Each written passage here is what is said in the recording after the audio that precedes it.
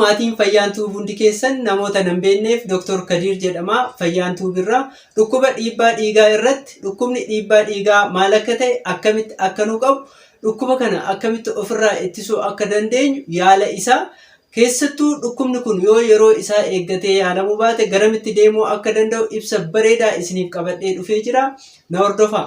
Namoonni maatii Fayyaantuu hin taane yoo jiraattan immoo asumaan yuutuubii koo kana sabskiraayib godhuudhaan na deeggaruu dandeessu. Waa'ee fayyaa keessanii hordofuu dandeessu. Na faana bu'aa.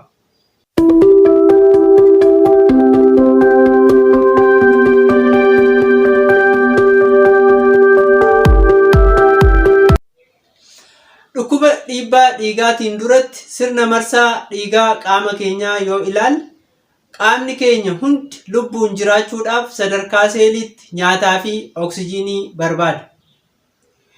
Nyaanni nuti soorannee fi oksijiiniin nuti qilleensa keessaa karaa somba keenyaatiin arganne qaama keenya hunda sadarkaa seeliitti kan gahu karaa marsaa dhiiga keenyaatiin. Marsaan dhiiga keenyaa onnee fi hidda dhiigaa of keessaa qaba. Faayidaan onnee keenyaa dhiiga raabsuu yoo ta'u, faayidaan hidda dhiigaa immoo dhiigicha baatee bakka barbaachisuun gahuudha. Hiddi dhiigaa keenya bakka gurguddaa lamatti qoodama.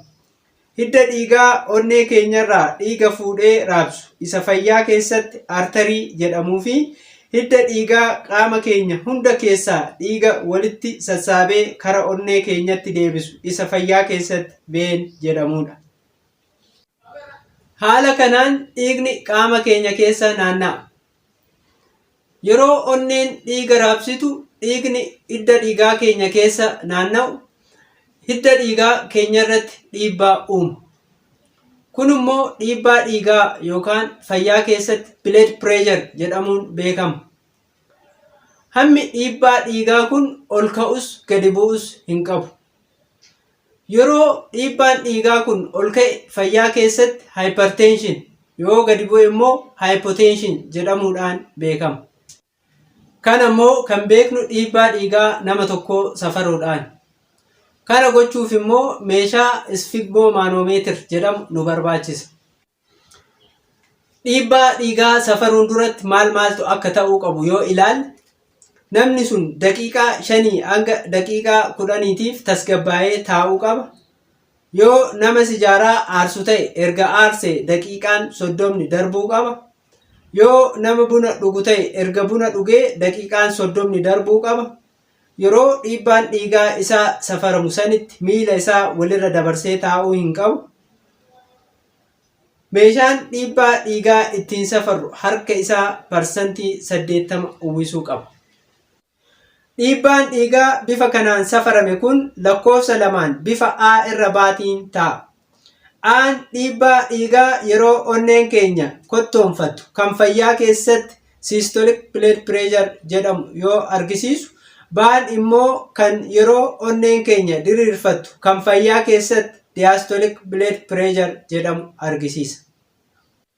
Dhiibbaan dhiigaa akka armaan gadiitti qoqqoodama. Yoo milimeetir meerkurii 90 gadi irra 60 gadi ta'e dhiibbaa dhiigaa xiqqaa isa fayyaa keessatti hypotension jedhamu ta'a. Yoo milimeetir meerkurii 90 hanga 120 irra 60 hanga 80 ta'e dhiibbaa dhiigaa isa fayya qabeessa jedhamu ta'a. Yoo milimeetir meerkurii 120 hanga 129 irra 60 hanga 80 ta'e dhiibbaa dhiigaa ol ka'e jedhama. Yoo milimeetir meerkurii 130 hanga 139 irra 80 hanga 89 ta'e dhiibbaa dhiigaa sadarkaa tokkoffaa jedhama. Yoo milimeetir meerkurii 140 fi achii ol irra 90 fi achii ol ta'e dhiibbaa dhiigaa sadarkaa lammaffaa jedhama. Yoo milimeetir meerkurii 180 ol irra 120 ol ta'e dhiibbaa dhiigaa hamaa jedhamuun beekama. Dhukkubni dhiibbaa dhiigaa kun akkamitti nutti dhufuu danda'a kan jedhu yoo ilaalle, dhukkubni kun kan nutti dhufu tokkoffaa yoo hammi dhiiga keenyaa garmalee ol ka'edha.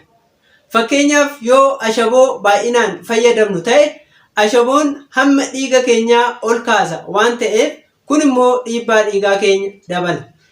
Inni lammaffaan yoo bal'inni hidda dhiigaa keenya hir'ateedha. Fakkeenyaaf yoo coomni hidda dhiigaa keenya keessatti kuufame hidda dhiigaa keenya dhiphisa waan ta'eef kun immoo dhiibbaa dhiigaa keenya ol kaasa. Bal'inni hidda dhiigaa keenyas ta'ee hammi dhiiga keenyaa ol ka'us gadi bu'us hin qabu. Qaamni keenya uumamaan haala kana lamaan ittiin to'atu qaba.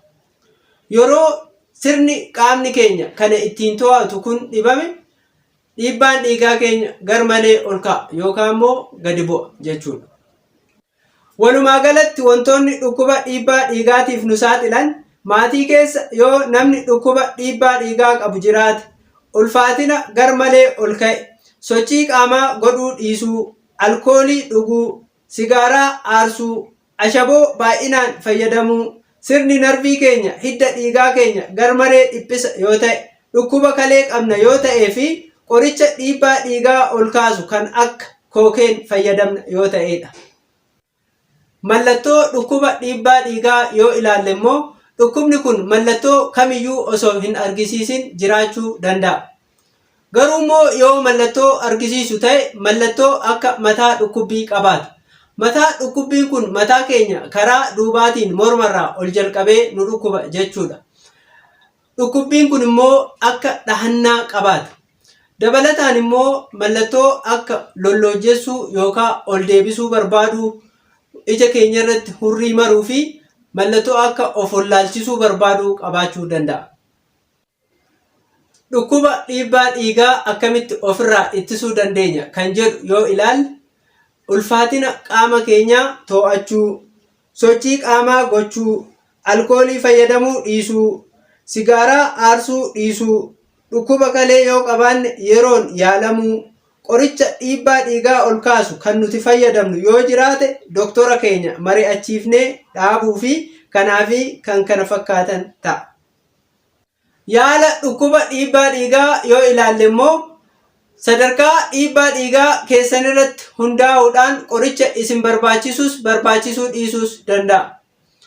Yoo sadarkaan dhiibbaa dhiigaa keessan kan qoricha hin barbaachisne ta'e wantoota armaan gadii kana gochuu qabdu. Ulfaatina qaama keessanii to'achuu, keessattuu body mass index keessan kiloogiraam per meetiri iskuweerii 25 gad gochuu, ashaboo soorata keessanii hir'isuu, alkoolii dhuguu fi sigaaraa aarsuu dhaabuu, akkasumas sochii qaamaa gochuu qabdu jechuudha. Yoo sadarkaan dhiibbaa dhiigaa keessan kan qoricha barbaachisu ta'e immoo qorichatu isiniif kennamaa jechuudha. Qorichi kun kan liqinfamus kan bifa limmootiin kennamus jira. Qorichi kun akkuma dhiibbaa dhiigaa keessan garmalee ol ka'e gadi hir'isuudhaan isin fayyadu, dhiibbaa dhiigaa keessan garmalee gadi buusuudhaanis isin miidhuu danda'a jechuudha. Kanaafuu qoricha kana yeroo fayyadamtan akka doktorri isiniin jedhe qofatti fayyadamuu qabdu jechuudha.